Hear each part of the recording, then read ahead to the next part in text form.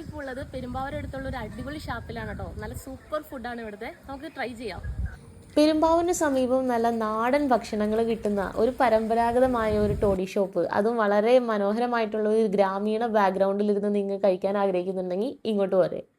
തികച്ചും ഫാമിലി ഫ്രണ്ട്ലിയും അല്ലെങ്കിൽ ഫ്രണ്ട്സൊക്കെ ആയിട്ട് ഇങ്ങനെ ഒരു അറ്റ്മോസ്ഫിയറിൽ ഇരുന്ന് കഴിക്കാൻ ആഗ്രഹിക്കുന്നവരാണ് നിങ്ങളെങ്കിൽ നിങ്ങൾക്ക് പറ്റിയൊരു സ്പോട്ടാണിത്.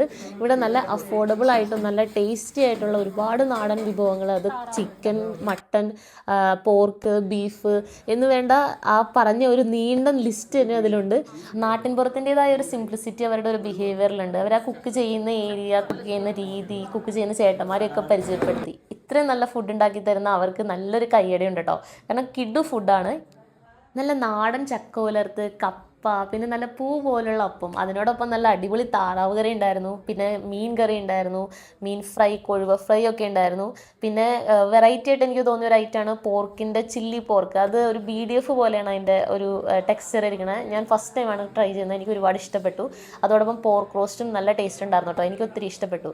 അതുപോലെ കാട ഉണ്ടായിരുന്നു, പിന്നെ മീനിൻ്റെ തന്നെ മീൻ പൊള്ളിച്ചത്, മീൻ ഫ്രൈ, മീൻ കറി, നമുക്ക് ഇഷ്ടപ്പെട്ട ഒരു കുറേ ഐറ്റംസ് ഉണ്ടായിരുന്നു. അതിൽ കുറച്ച് ഐറ്റംസ് മാത്രമേ ഞങ്ങൾ ട്രൈ ചെയ്തുള്ളൂ. പിന്നെ മട്ടൻ്റെ കുറേ വെറൈറ്റി ഡിഷസ് ഒക്കെ ഉണ്ടായിരുന്നു.